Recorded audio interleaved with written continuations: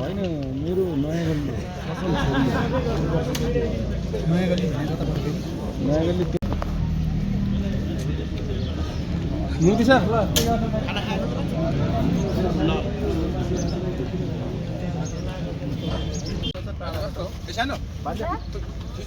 Okay उही गाइले खिच्दै छ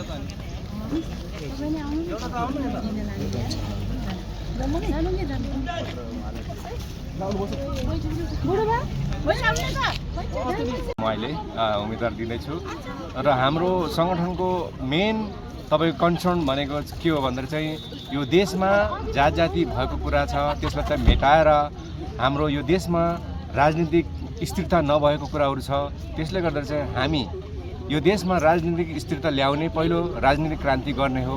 त्यसपछि हाम्रो आर्थिकको कुरा छ, शैक्षिकको कुरा छ, धार्मिकको कुरा छ, सामाजिकको कुरा छ। यी सम्पूर्ण जबसम्म हामीले देशमा राजनीतिक स्थिरता ल्याउँदैन तबसम्म कुनै किसिमको पनि तपाईले चाहिँ ठुल्ठुलो कुरा गर्दा कुनै पनि राजनेताले या राजनीतिक गर्ने मान्छेले ठुल्ठुला कुरा गर्दा पनि विकासको कुरा गर्दा पनि विकास हुन सक्दैन भन्ने हाम्रो मान्यता हो। के ठिक हो, वस्तु कस्तो मिठो कुरा है। अब यो जेनजी आन्दोलनपछि हैन एक प्रकारको वैकल्पिक राजनीतिमा भएको ध्रुवीकरणको प्रक्रिया स्वरूप म रासोपामा समावेश भएँ र रासोपाकै चुनाव चिन्ह घन्टीबाट त्यसको केन्द्रीय सदस्यको रूपमा पनि म अहिले क्षेत्र नम्बर 1 कास्कीबाट उम्मेदवारी दिएको छु। अभियसली वैकल्पिक राजनीतिका आधारभूत एजेन्डाहरूलाई हामी स्वीकार गरेर जानेछौँ र यही प्रक्रियाबाटै संविधानका आधारभूत 5 वटा आयामहरूबाटै देशको रूपान्तरण कसरी गर्न सकिन्छ भनेर हामी खोजी गर्नेछौँ र ठुल्ठुला प्रतिबद्धताहरू भन्दा पनि सासाना डेलिभरीका कामहरूमा हामी केन्द्रित हुनेछौँ। जय होस्।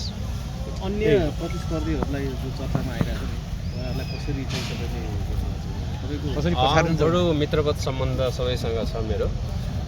पहिला यसभन्दा अगाडि पनि राम्रै सम्बन्ध थियो उहाँहरूसँग। मलाई लाग्छ यो एउटा मित्रवत प्रतिस्पर्धाको रूपमा हामी यसलाई लिन्छौँ, मैले यसलाई लिन्छु। उहाँहरूलाई म सम्मान पनि गर्छु र सम्मानपूर्वक नै उहाँहरू अग्रज हुनुहुन्छ, मभन्दा धेरै अब राजनीतिमा खाइखेलेको पनि हुनुहुन्छ। त्यो कारणले उहाँहरूसँग मैले त्यस्तो व्यक्तिगत आक्षेप लगाउने रिसिभी पोख्ने जस्तो कामहरू म गर्दिनँ। एकदम शान्त सौहार्दपूर्ण तरिकाले हामी जनतामा प्रस्तुत हुन्छौँ र त्यसरी नै चुनावी क्याम्पेनहरू अगाडि बढाउँछौँ। तपाईँको जनताको माझ चाहिँ के छन् एजेन्डा भन्नुहोस् न। अहिले चाहिँ भोट माग्दा के एजेन्डाहरू लिएर आउनुहुन्छ? अब एजेन्डाहरू त धेरै नै छन्। अब सबैलाई एकमुष्ट भन्ने कुराहरू पनि भएनन्।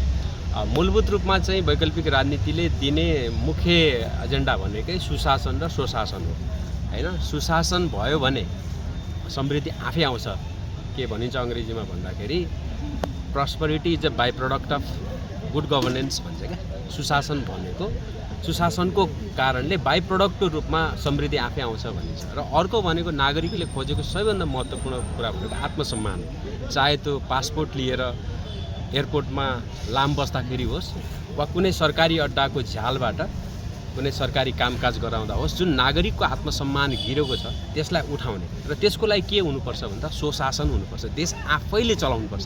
कुनै विदेशी हैन भारत वा चीन वा युरोपियन युनियन वा अमेरिका जसरी हाम्रोमा हौवा चलाइन्छ त्यस्तो केही नभएर आफ्नो देश आफ्नै बलबुतामा चल्नुपर्छ। व्यक्ति पनि आफै स्वशासित भयो भने त के हुन्छ, त्यसको आत्मसम्मान जसरी बढ्छ देशको आत्मसम्मान पनि त्यही नै हो। त्यही भएर हाम्रो मूलभूत धारणा भनेकै के छ भन्दा सुशासन र स्वशासन, समृद्धि र के भन्छ आत्मसम्मानको प्राप्ति हेतु सुशासन र स्वशासनमा हामी बढी केन्द्रीकृत हुन्छौँ र डेलिभरी बेस पोलिटिक्स हामीले गर्छौँ। ओके उही कहिले खिच्दैछ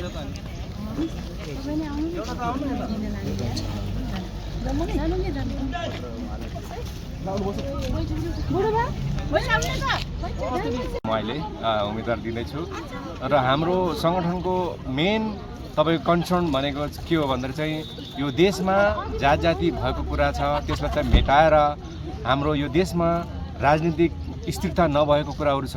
त्यसले गर्दा चाहिँ हामी यो देशमा राजनीतिक स्थिरता ल्याउने पहिलो राजनीतिक क्रान्ति गर्ने हो। त्यसपछि हाम्रो आर्थिकको कुरा छ, शैक्षिकको कुरा छ, धार्मिकको कुरा छ, सामाजिकको कुरा छ। यी सम्पूर्ण जबसम्म हामीले देशमा राजनीतिक स्थिरता ल्याउँदैन तबसम्म कुनै किसिमको पनि तपाईँले चाहिँ ठुल्ठुलो कुरा गर्दा कुनै पनि राजनेताले या राजनीतिक गर्ने मान्छेले ठुल्ठुला कुरा गर्दा पनि विकासको कुरा गर्दा पनि विकास हुन सक्दैन भन्ने हाम्रो मान्यता हो। चाहिँ निर्वाचन भनेको मध्यावधि निर्वाचन हो। हामी 3 महिना अगाडिसम्म मिसन 84 भनिरहेका थियौँ। अहिले हामी अब मिसन फागुन 21 भन्ने अवस्थामा आइपुगेका छौँ। मूलत चाहिँ नवयुवाहरूले भदौको 23 र 24 गते जुन आन्दोलनबाट एउटा यो परिस्थिति सिर्जना भयो। नेपाली कम्युनिस्ट पार्टी सम्पूर्ण वामपन्थीहरूको अग्रगामीहरूको एकता, प्रजातन्त्रवादी शक्तिहरूसँगको सहकार्य र बदलिदो परिस्थितिमा नवयुवाहरूको चाहिँ चाहनालाई सम्बोधन गर्ने बलियो राजनीतिक शक्ति हो। पोखराले कास्कीले सधैँ इतिहासका गम्भीर कालखण्डहरूमा आफ्नो भूमिका पुरा गरेको छ।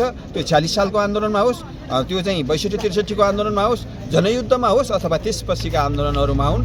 अहिले यो मुलुकको निकासको लागि बलियो राष्ट्रिय राजनीतिक शक्ति आवश्यक परेको छ, बलियो स्टेटमेन्टसिप आवश्यक परेको छ।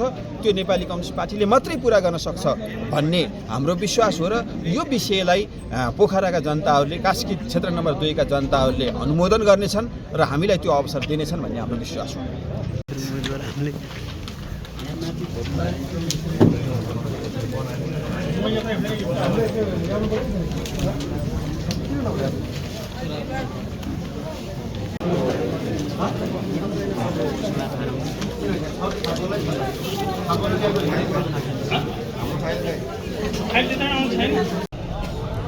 एमाले काङ्ग्रेस आगे हाने भन्ने कुरो हो। नेकपाका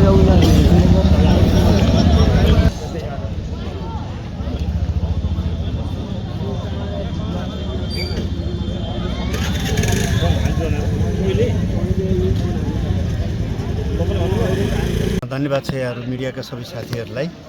अहिले हामीले सबै नेपाली जनता मिलेर बनेको संविधानमाथि हमला भएको छ र हामीले धेरै सोचेका हाम्रा सपनाहरू भङ्ग हुने खतरा उत्पन्न भएको छ। यसलाई रोक्नको लागि, संविधानलाई ट्र्याकमा ल्याउनको लागि र यो संविधानमा ट्र्याकमा ल्याइसकेपछि हामीले हाम्रो सपना जुन अगाडि सारेका छौँ, समृद्ध नेपाल, सुखी नेपाली, त्यसमा मानवीय विकास, भौतिक पूर्वाधारहरूको विकास र उत्पादनमा वृद्धि गरेर हामी देशलाई समृद्ध बनाउन चाहन्छौँ, न्याय दिलाउन चाहन्छौँ, सामाजिक न्याय दिलाउन चाहन्छौँ र देशलाई शान्तिपूर्ण ढङ्गले अगाडि बढाउन चाहन्छौँ। यसका लागि मेरो उम्मेदवारी हो भने अहिले प्रतिस्पर्धा स्वाभाविक हो। अहिले हामी के चाहन्छौँ भने नेकपा एमाले, नेपाली कङ्ग्रेस, नेपाली कम्युनिस्ट पार्टी लगायतका नयाँ दलहरू पनि अहिले नयाँ भनेर अगाडि बढ्नुभएका रासोपादेखि अनेक नयाँ दलहरू पनि प्रतिस्पर्धामा आउनुभएको छ। उहाँहरूसँग हाम्रो स्वस्थ प्रतिस्पर्धा हुनेछ, स्वच्छ प्रतिस्पर्धा हुनेछ। शान्तिका साथ हामी अगाडि बढ्नेछौँ र कुनै पनि बाधा अवरोध नहुने गरी मतदाताहरूलाई मतदान केन्द्रमा जाने र मत प्रदान गर्ने वातावरण बनाउनको लागि हामी लगातार लाग्नेछौँ। म उम्मेदवारको हैसियतले लाग्नेछु र मेरो पछाडि रहेको नेकपा एमाले, सूर्य चिन्हले प्रदान गर्ने मेरो पार्टी नेकपा एमाले, त्यसरी नै हामी लाग्नेछौँ र कुनै पनि दलसँग हाम्रो तिक्तता छैन, कुनै पनि उम्मेदवारसँग हाम्रो तिक्तता हुने छैन र कुनै पनि कारणवश कुनै ठाउँमा केही समस्या उत्पन्न भयो भने तत्कालै अगुवाई गरेर हामी त्यसलाई, त्यो समस्यालाई समाधान गरेर हामी यो निर्वाचनलाई मैत्रीपूर्ण ढङ्गले, स्वच्छ ढङ्गले, स्वस्थ ढङ्गले, शान्तिपूर्ण वातावरणमा निर्वाचन सम्पन्न गर्न चाहन्छौँ र म आम कस्केली जनसमुदायहरू र विशेष गरिकन कास्की जिल्ला निर्वाचन क्षेत्र नम्बर 3 मा रहनुभएका सबै मतदाता र जनसमुदायहरूमा सूर्य चिन्हमा मतदान गरेर नेकपा एमालेको प्रतिनिधिको रूपमा म उपस्थित दामोदर बैरागीलाई र नेकपा एमालेको सूर्य चिन्हलाई मतदान गरेर विजय गराइदिनु हुन म हार्दिक अनुरोध गर्न चाहन्छु यहाँहरूको मिडिया मार्फत। धन्यवाद। संविधानको सर्वोच्चता खलबलिएको छ, त्यसलाई हामी ट्र्याकमा ल्याउन चाहन्छौँ। दोस्रो मानवीय विकासको काम गर्न चाहन्छौँ। स्वास्थ्यको हिसाबले मान्छे स्वस्थ रहोस्, शिक्षाका हिसाबले शिक्षा प्राप्त गर्न सकोस्, उच्च शिक्षासम्म उसले चाहिँ सहुलियत दरमा शिक्षा प्राप्त गर्न सकोस्, उत्पादन यहीँ हुन सकोस्, रोजगारी यहीँ हुन सकोस्, यो कुरामा हामी दृढ विश्वस्त छौँ। यसका लागि मेरो उम्मेद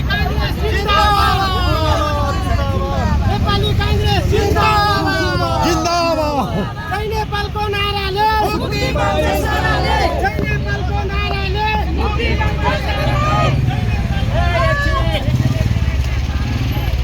एकछिन हेलो हो जिन्दाबाद जिन्दाबाद जिन्दाबाद जिन्दाबाद जिंदाबाद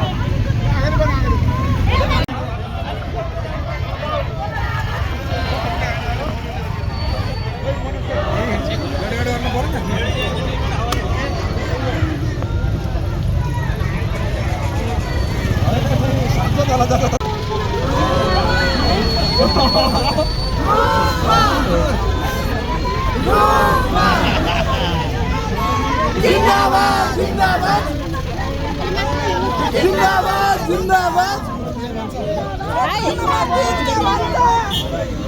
क्षेत्र नंबर 3 के भन्छ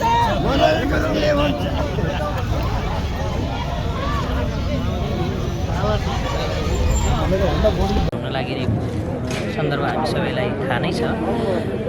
हाम्रो गौरवशाली पार्टी नेकपा एमाले यो निर्वाचन क्षेत्रमा विगतमा विजय हासिल गर्दा पनि हामीले यहाँको स्थानीय विकास, सुशासन र राष्ट्रमा समेत हाम्रो जनप्रतिनिधिले विभिन्न एजेन्डाहरू स्थापित गरेका विगतका इतिहासहरू छन्।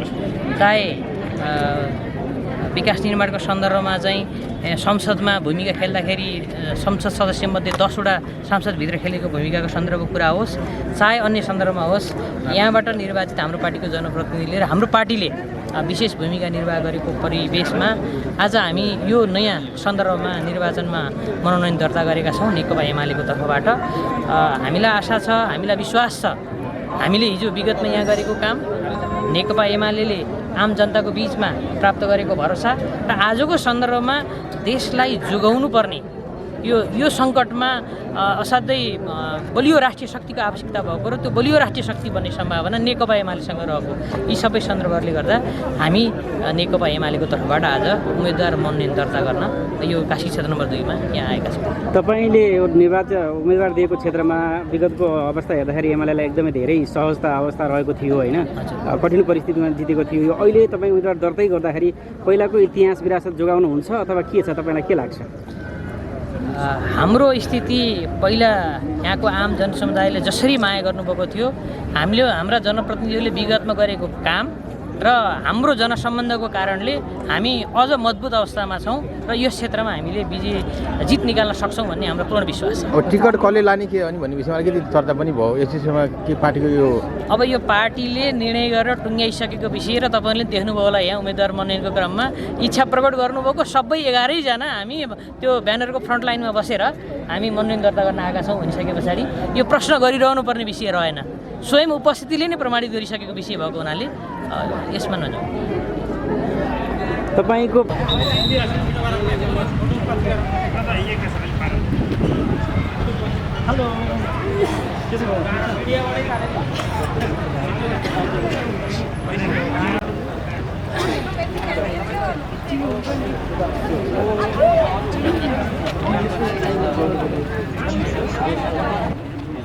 आज त विजयको प्रतीक रातै लाउनु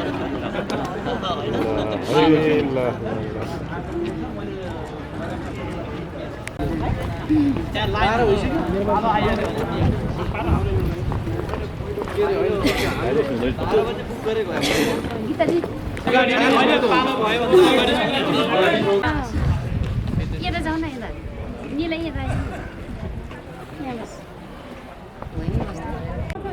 राजनीति एकमा जित्ने चुनाव फुट्का यिनीहरूले आफै लडेर को भयो भए जित्थ्यो म त खड्थ्यो त्यसले चाहिँ त्यो जमिनी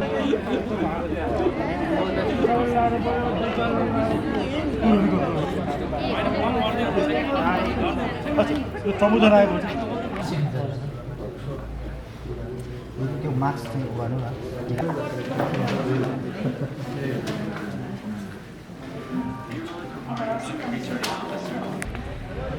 अब राजनीति भनेको यो कसैले पनि पेसा बनाउनु हुँदैन। हामी चाहिँ नि राजनीतिक भनेको सेवा गर्नलाई आएका हौँ। यहाँ धेरै बोल्नुभन्दा पनि काम गरेर देखाउने योजना छ र हामी मिठो भाषण गर्ने, चिल्लो कुरा गर्नु र ठुलो ठुलो आश्वासन दिने भन्दा पनि काम गरेर देखाउने छौँ भन्ने एउटा प्रतिबद्धता जनाउँछु। धन्यवाद। जित्ने आधार चाहिँ के छ के देख्नुभएको छ जित्ने आधार त हामी एकदमै अहिले अब समग्र परिवर्तनको घन्टी बजिरहेको छ। जित्ने आधार चाहिँ एकदमै बलियो छ भन्ने चाहिँ होइन, इमान्दारिताको लडाइँ हो यो। त्यस कारणले गर्दा साथीहरू हामी चाहिँ हृदयमा घन्टी बोकेर अब घन्टीको विजयको यात्रामा र यो देशले अब चाहिँ तपाईँको चाहिँ 35 वर्षको तानासा 35 वर्षको यो चाहिँ माफिया तन्त्र लुट तन्त्रको अन्त्य गरेर होइन पृथ्वीनारायण शाहले एकीकरण गरिसकेपछिको ऐतिहासिक मुभमेन्टमा छौँ साथीहरू र हाम्रो क्षेत्र नम्बर 3 ले आदरणीय व्यक्तित्व बिना गुरुङ जस्तो इमान्दार, प्रतिष्ठित, सम्मानित होइन साहसी नारी, उद्यमशील नारी प्राप्त गरेको छ। यो हाम्रो गौरवको विषय छ र अब हामीले चाहिँ हृदयमा घन्टी बोकेर अगाडि बढिन्छ र यो देशलाई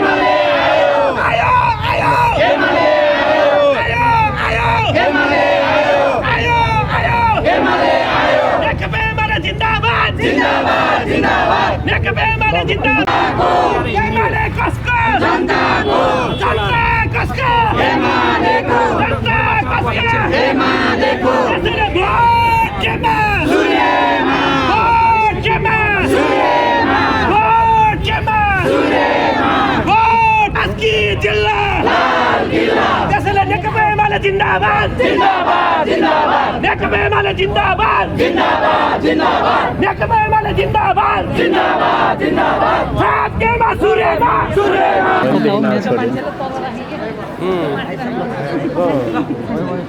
है ल के छ ल अब यो माथि बसिया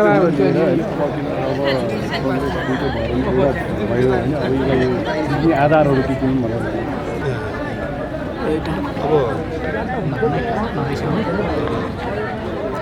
विशेष गरेर अब मेरो समग्र क्षेत्रमा अहिले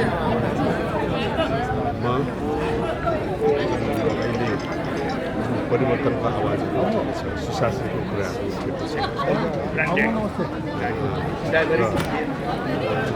विकासका कुराहरू छ र हाम्रो क्षेत्र नम्बर 3 फेरि अब यो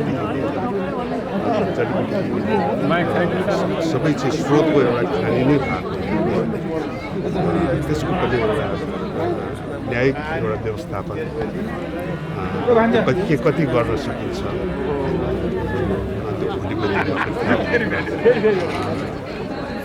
र अब यो तपाईँहरूले चाहिँ अब यो जित्ने आधार भन्ने हो भने त अब नेपाली काङ्ग्रेसको पोजिसन राम्रै छ। नेपाली काङ्ग्रेस हरेक